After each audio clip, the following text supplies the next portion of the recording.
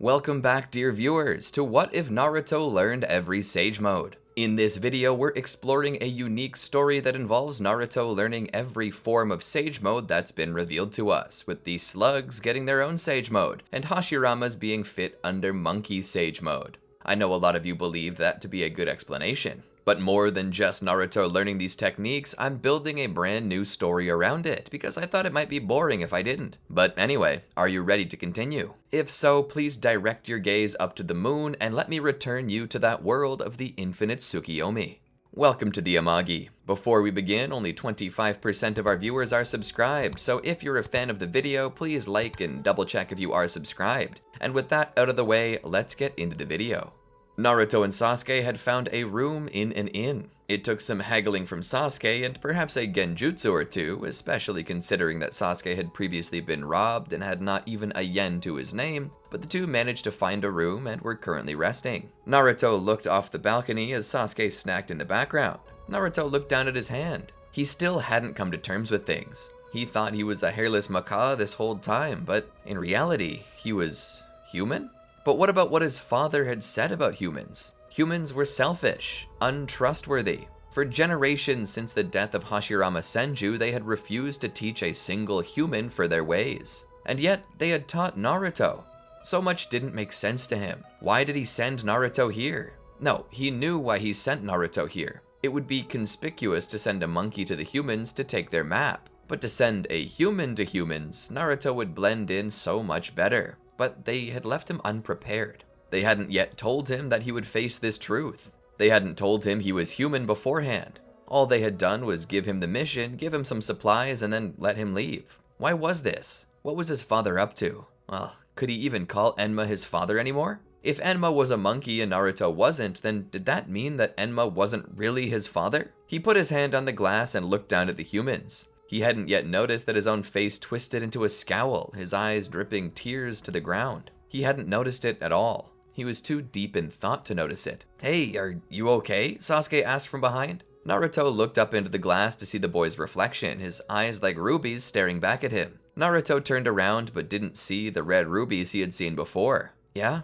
Sasuke stood there and looked at him before taking another bite of his apple. Sasuke would pick up the banana from beside him in the fruit basket and would toss it to Naruto, who would catch it. "I'm assuming that things are hitting you pretty hard right now." Naruto looked down at the banana. In times past, he had eaten these with his father. How cliche it was, but he felt he would give almost anything to be back in those cliche moments. To have this knowledge removed from his mind. To be returned to a simpler time. A time when it was just him and his father, playing and eating bananas. Sasuke looked down at his apple. "You know there's nothing wrong with being human, right?" "Not so," Naruto said. "Humans are selfish, untrustworthy liars." Sasuke stopped chewing for a moment as he listened. He then resumed chewing before speaking. "Not all of them. Some humans can be like that, but some monkeys can be like that too." "Liar! Monkeys are selfless. They're kind." Sasuke smiled at Naruto's naivete. "Not all of them are. I once met a man in my travels who possessed the spirit of a powerful monkey god within him. I was given the pleasure of meeting that monkey god face to face. The man called it the four-tailed god of the mountains, and this monkey was violent. It hated humans with a passion and sought to destroy them all. And to do so, it would do anything. Lie, cheat, swindle. It was a real monster." Naruto shook his head. "I refuse to believe that." "Believe what you want," Sasuke said, no nonchalantly that it was a question if he even cared at all that Naruto had impugned upon his honor. "So what are you doing here in this village? The macaw people of the jungle are so rarely seen around here, it's not even funny. I doubt that a monkey would come here without some purpose." Naruto sat there for a moment. "If I tell you, you gotta promise to keep it between us." Sasuke nodded. Naruto continued. "I've come to steal a map." "A map?" Sasuke asked questioningly. Naruto nodded. "Yes, a map." "What's it lead to?" "My home," Naruto said. Sasuke sat there for a second. "So, wait. Are you lost or something?" "No," Naruto said. "When my people aligned with Hashirama Senju, they gifted each other many things as a sign of friendship. And as a sign of friendship, we gave Hashirama a map, one that served as the only way to get to the village where I come from. But recently, humans have come to my home seeking treasures and hoping to steal our knowledge. My people believe it's time to cut the humans loose entirely." Sasuke whistled. "That's cold. You really don't trust any humans at all?" Naruto nodded. "If we did, we wouldn't be stealing it back." "Well, how will you do this? How will you keep from being caught?" Naruto shrugged. I'll just be sneaky. Sasuke laughed. I don't know if you realize this, but this is a hidden village. They train ninja here. These ninja are nothing if not meticulous. You gotta play this straight. Naruto was confused. Wait, what? Sasuke thought about it. Here's what you should do. Instead of hiding where you come from, you should flaunt it. The people here in the village still believe the Macaw people are allied with them. All you need to do is go to the Hokage's residence and introduce yourself as a representative of the Macaws. I'm certain that the Hokage will see you if you do. Then take me in to see the map. Once I've seen it, I'll alter the map and place false information inside it. That way they'll never know that the map is useless until it's far too late, and by that time we'll be long gone. Naruto thought about it. It sounds like a good idea. Less risky, and it does the desired effect. After all, everyone already knows the jungle where we reside. They just don't know the proper way through it. If we alter the map, they won't be able to get through. Sasuke smiled and nodded. That's good. That's what we'll do then. And so, Naruto and Sasuke left the inn for a time and made their way to the Hokage's residence. There, Naruto would step to the receptionist and ask to see the king of this village. The receptionist assumed he meant Hokage, and so she paged him. It wasn't much longer before an elderly man descended down the stairs and met with them. Who are these fine folk? He asked. It was then that the Hokage noticed Naruto and his staff. He was surprised. Oh, welcome. You must be from the village hidden in the treetops. Naruto was stunned. I am. How did you know? The elderly Hokage pointed to Naruto's staff. The Jui Chinku Pang.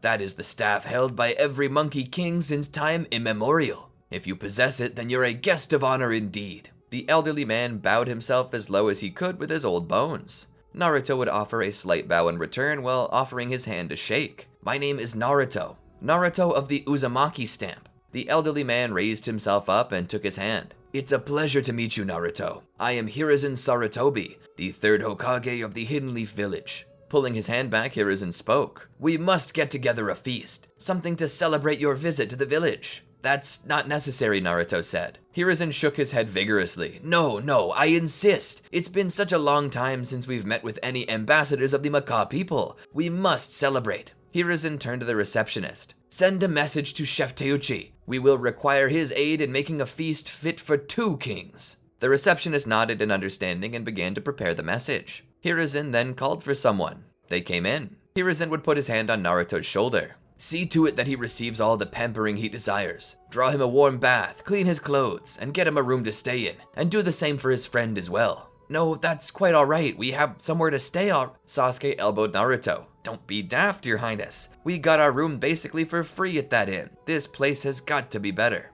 Naruto thought about it for a second. Hiruzen looked to Naruto. Will you please? Naruto took a breath and sighed. All right, fine.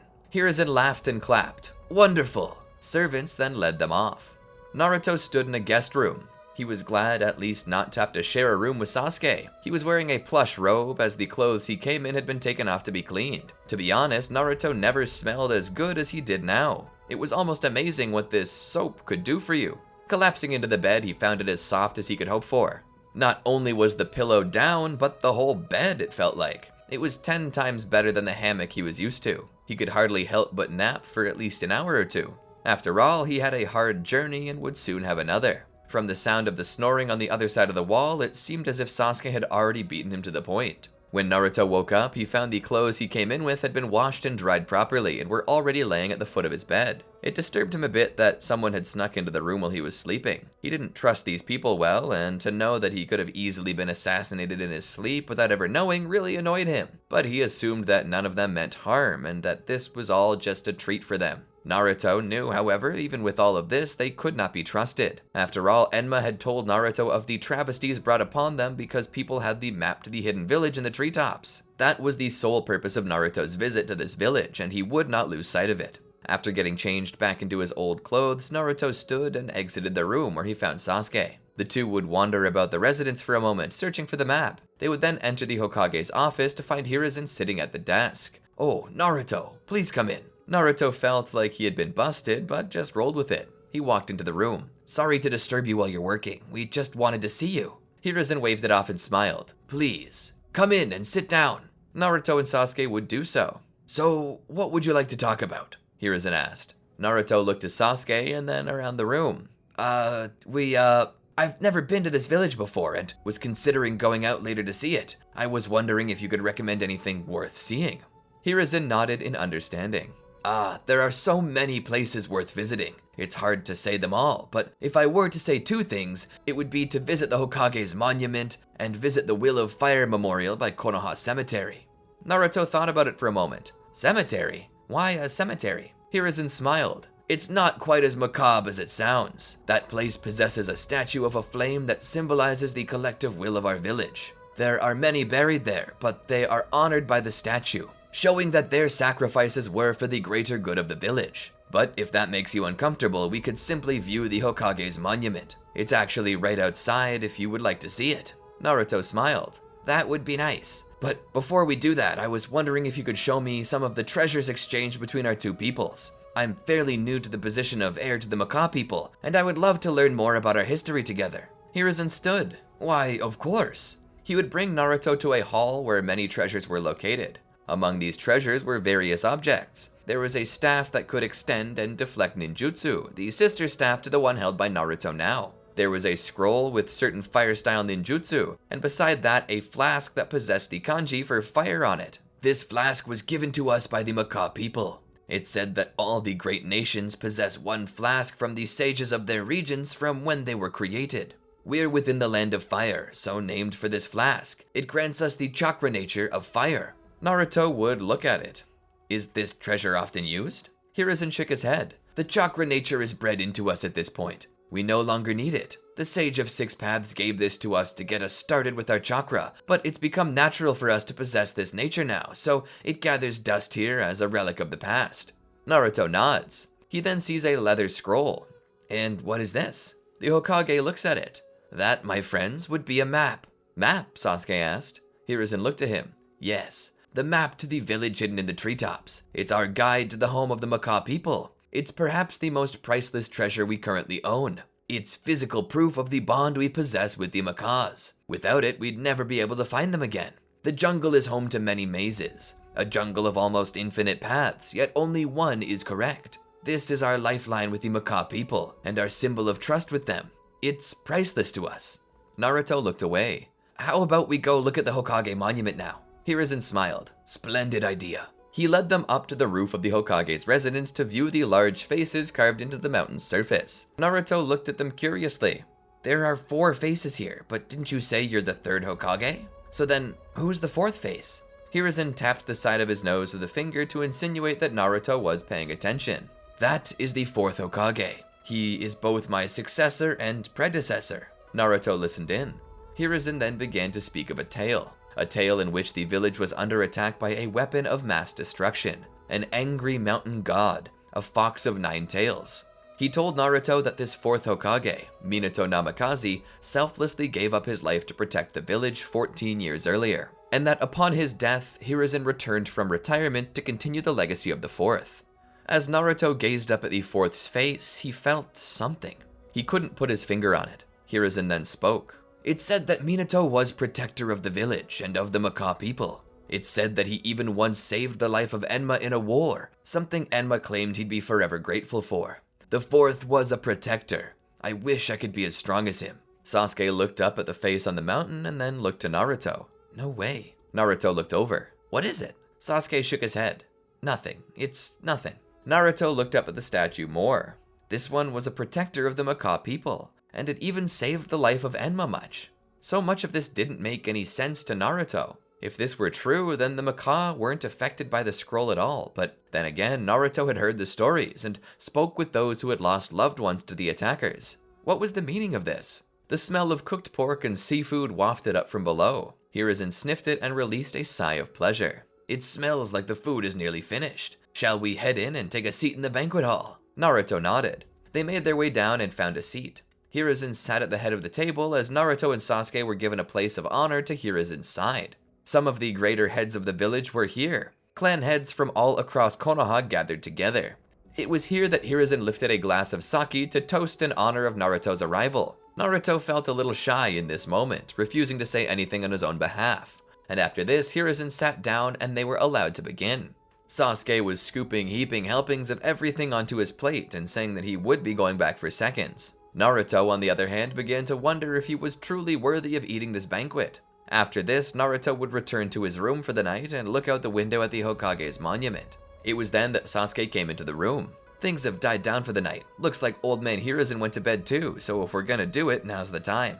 Naruto agreed and exited the room with him. He activated his Sage Mode to gain extrasensory perception to see if they were being watched, which of course they weren't. "Coast is clear," Naruto would say. They would rush back to the Hokage's office and enter. It was dark. Naruto looked around. He didn't want to turn on a lantern or anything. "Hey, can you use a fire-style jutsu to light up the room?" Naruto asked. Sasuke shook his head. "I can use fire-style, but it wouldn't help. My samadhi fire is black, so it doesn't give off light." "Well, that's useless," Naruto said. Sasuke giggled nervously. "Yeah, a little." Naruto looked around and found the scroll. "It's here. Go ahead and alter it." Sasuke nodded. He unraveled the scroll. Suddenly his eyes turned red again. "What is that?" Naruto asked. Sasuke looked over. "Huh? Oh, this is my Sharingan." "Your Sharingan?" Naruto asked. "It's the same as those Uchiha who were at the banquet today. Is that why their clan head, that Madara guy, kept looking at you? Do you know him?" Sasuke shook his head. "No, I was born out of the village. Not every Uchiha is born here, but I could lay claim to a place here since I am technically of this clan. The clan of the Iron Fan, the Uchiha." Sasuke looked the map over well. He then pulled out a quill and some ink and prepared to add more lines to make the true path unknown. But at that time, they heard a voice behind them. "What are you doing in here?" Naruto and Sasuke turned around to see Hiruzen standing there. Sasuke elbowed Naruto. "You were supposed to be on watch." Hiruzen looked at Sasuke and what he was doing. "What are you doing, Naruto?" Naruto's shoulders dropped. "Lord Hiruzen, I mean you no disrespect. You've given me so much. You've fed me, housed me, and given me rest from my journey, and I'm grateful. But I've been sent on a mission." Hiruzen looked at the map. "You've been sent to destroy our map."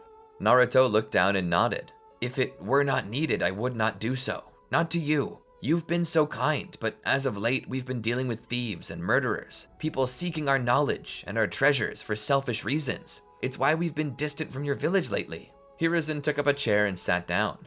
"I understand." Naruto looked to Sasuke and then back to Hiruzen. Hiruzen looked up at him. "I suppose this is my fault. It's not an unjust or unfair ruling on your part, merely symbolic of my failures." "What do you mean?" Naruto asked. Hiruzen looked down. "When the fourth Hokage was still alive, he protected your people. He loved them, even if he was unworthy of learning their Sage Mode, and Enma respected that. He said that, even if he was unworthy, he was the closest any man had come to it since Hashirama Senju, and when he saved Enma's life, Enma swore to him that he would repay him one day. Minato was vigilant about who he allowed to look at the map. So few people were deemed worthy by him to get even close, and people respected that. But upon his death, Konoha's reputation went downhill, and bullies began to come out of the political playground for us. So many threats. I used that scroll and the information within to purchase my own village's safety, without even considering what it might do to yours." Naruto took a deep breath, though he let it out with a near-silent exhale. "Mr. Hiruzen, I don't doubt that you're a good man or that you're a friend to our people, but I have to defend my village." Hiruzen stood and walked to Naruto and Sasuke. "I understand why you must do this, Naruto, but there's no need to destroy the map. I gift it to you. Your people once gave it to mine as a sign of trust, so allow me to restore it to you as an act of apology. I truly want what's best for your village and its people. Please, keep it with you, and remember that if your people ever need anything, they can always reach out to Konoha. We may be imperfect, but we still care about your people." Naruto looked down with a hint of shame in his eye. Hiruzen extended his hand to shake Naruto's. "Until we meet again, then." Naruto pushed his hand to the side and went in to hug the man. He hugged him tightly. "Until we meet again." And from there, Naruto and Sasuke proceeded to leave the village and head back to the village hidden in the treetops. Naruto led Sasuke through. "That was a very nice man," Sasuke said as they walked. Naruto nodded. "I had always believed humans to be barbaric, selfish, evil, but they're not. They're just imperfect, but they try every day to be better, and how can I not respect that? They may not be worthy of the scroll today, but I have faith that one day they will be, and of much more as well. I long for the day that I can teach them our arts." And so Naruto led Sasuke back to the village hidden in the treetops. Once there, he went to report back to Enma. Many eyes were upon him, but more so upon Sasuke, who he had brought with him. Sasuke attempted to avoid direct eye contact with anyone. Entering the palace, Naruto called out for his father. It was then that one of the elders approached him. Naruto bestowed to the elder the map. The elder put it into his robes. "Where is father?" Naruto asked. The elder seemed distressed. "He has yet to return. Something is happening. I was instructed to give this to you should you return before he." The elder pulled out a letter for Naruto marked with his father's seal. Naruto cut the seal and began to read the letter. "Dear Naruto, if you're reading this, then it means you've returned before me, which isn't a good sign. After you left, there were rumors that an ancient threat had awakened. The great sage of heavens, a threat from times long gone, a demonic entity. I set out with a select few of our most gifted warriors to check it out for myself and to reinforce the seal should it be required. But it should not have taken me that long to do all these things. If it is true that this threat has returned, then the only one who possesses all of the gifts of nature can defeat him, just as he was defeated by Ashura, the second sage of 6 paths, all of those years ago. My child, there's so much I wish to tell you. Surely by now you wonder what you are, having seen the village of the leaf. You must have already guessed that you are indeed a man cub, and that knowledge must weigh heavy upon you. But you are not family because of blood. You're family because of bond, and because of love. I owed a man a great deal once, and when I saw the stamp upon your stomach as a child, I knew that this was heaven's way of forcing me to repay that debt. And how happy I am that I chose to. You are my pride and my joy, and the heir to which I bestow the entirety of our kingdom to. If I am dead now, then it's up to you to defend this threat and to save our way of life. Go to the temple in the heart of the forest, and there find the flask of woods. Drink of it, and take it upon yourself to bring the heart of the forest with you wherever you go. You must then travel to the other 3 great sage regions and train under each sage. Once you have met all 4 sages and mastered their nature transformations their flasks bestow upon you, please go to the Mountain of Flames in the Land of Iron once you finish your training. I trust you, my son." Naruto put the paper away. "What is it?" Sasuke asked. "It seems like an ancient demonic entity known as the Sage of Heaven has broken free from its seal, and my father's asked that I learn all sage modes and then go to the Mountain of Fire to defeat it. But first, I must drink from the flask of woods." "And where's that?" Sasuke asked. "I will show you," the elder said. Naruto was brought to a great temple in the center of the forest. There he witnessed the flask. It possessed the kanji for wood on it, and below showed 2 more kanji. One said water, the other said earth, with the 2 being shown to mix. Remembering what his father had told him of the flasks, he channeled his chakra into it, and it became a tangible liquid. Naruto would pull the flask to him and would drink from it. He felt a new power flow into him. As the light shined through one of the holes in the decrepit old temple, it seemed that flowers were budding and blooming around him, young tree roots twisting and contorting to serve their new master. Naruto turned around. "I must now begin my journey. How should I start?" The elder presented him with 3 maps. Each showed him the way to the sage regions that they would need to explore. One was for the toads of Mount Myoboku. One was for the Ryuchi caves and the snakes within, and the third was for the slugs of Shikotsu Forest. "Follow these maps to go to the sage regions." Naruto took them and offered a bow of respect to the elder. "Thank you." Naruto would then return to his village to prepare, even giving Sasuke something to pack some stuff into. "What? We haven't even gotten to rest and we're already on the move?" Sasuke asked. Naruto began loading up supplies. "We have to. We don't have any time. The Sage of Heaven could break free at any time." Sasuke groaned as he continued packing his things. "I know, I'm just saying, I could use a break from walking." Naruto looked back. "If you wish, I can simply leave you here. The macaws will take good care of you when I'm gone." Sasuke shook his head. "Nah, I'm already invested in this, I might as well see it through to the end." Naruto would lead Sasuke out and the 2 would begin their long journey. "So what do you know about the other sages?" Sasuke asked. Naruto shrugged. "I don't know much, only that they're ones like us who have gained enlightenment via sage chakra. Their regions are only explorable by those invited, or those who know how." "And which are we?" Sasuke asked. Naruto held up the scrolls. "We're both. Now, let's go." They would move through the forests towards Mount Myoboku. As they traveled up the mountain, Naruto would often check his map to see if he were going in the right direction. In most cases they were, but there were a few times that they needed to make slight adjustments. The higher up he went, the warmer it felt. This was against the way things normally worked. Generally, the higher the altitude, the lower the temperature, but not here. Here it was growing warmer, and a mist was filling the air. Sasuke thought for a moment that he saw a little toad eyeballing him. "We must be going in the right direction," Sasuke said. They eventually came to the top of the mountain where they found the toads. They would be brought before the great toad sage, who would ask them what 2 children were doing here on the mountain. Naruto would explain. "Greetings, great sage of toads. My name is Naruto of the Uzumaki stamp, a sage of the macaw. I have come to you on a great errand." "Oh, a monkey sage." It's been decades since I last saw one of your kind. What is your errand? Naruto displayed to him the letter Enma had given him. A great evil is reawakened, and I've been tasked with learning all of your techniques in hopes of stopping it. The Toad Sage would read the piece of paper closely. Ah, the Sage of Heavens, is it? I see. A dire circumstance indeed. The sage would snap his fingers and a toad would approach him. Take them to Jiraiya boy to learn. The toad would nod and begin to hop off toward Jiraiya. Naruto would happily follow. Walking closely, they found a man with long silver hair that went in every direction. The toad would hop up onto Jiraiya's shoulder and speak. Jiraiya would nod. The toad would leave his presence. Jiraiya would suddenly turn around. Naruto and Sasuke were startled to be a man dressed up completely like a kabuki. So, you've come to learn the great venerated sage arts from the master. This is proof of your wisdom indeed. I will train you, but only if you can prove to me your worth. Do battle with me, little macaw sage. Show me what it is that they teach you in the jungle, for nothing here comes as a gift. All is at a cost. You must show me something worthwhile if you wish to receive the same. Naruto would lower his bag to the ground and enter monkey sage mode, holding his Juyi Chinkupang tightly in his hand. Then I'll show you my strength. Suddenly, Naruto would rush the man with his staff, only to be knocked back. Jiraiya would weave hand signs and suddenly spit toad oil out at Naruto before infusing it with fire-style jutsu to make the flames burn even hotter. Naruto would begin twirling his staff in circles, allowing the black rod to eat up the chakra from the air. Naruto would place his hand on the ground and suddenly vines and roots shot up, attempting to ensnare Jiraiya. This managed to catch his foot. It then began to close him up to the head, leaving him unable to move. How's that? Naruto declared, attempting to soak in a quick and easy victory.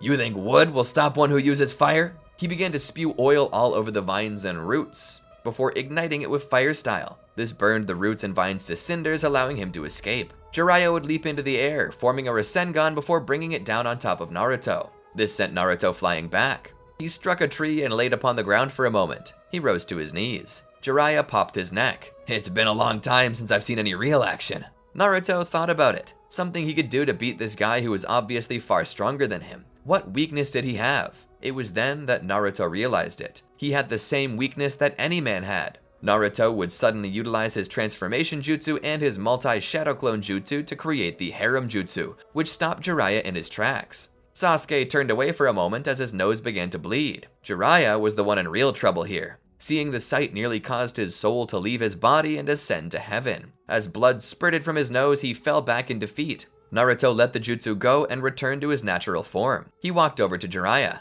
How was that? Good enough? Jiraiya looked as if he had seen the inner gates of the city with golden streets. I am beyond satisfied. I will teach you Toad Sage Mode, little macaw. Jiraiya began to sit up. Hopefully the process won't be too hard for you. You already know the Monkey Sage transformation. This one isn't too dissimilar, but different in minute ways. Are you ready to begin? Naruto nodded with vigor. Yes, please. I am ready, master. Jiraiya smiled. Good. Then let's begin.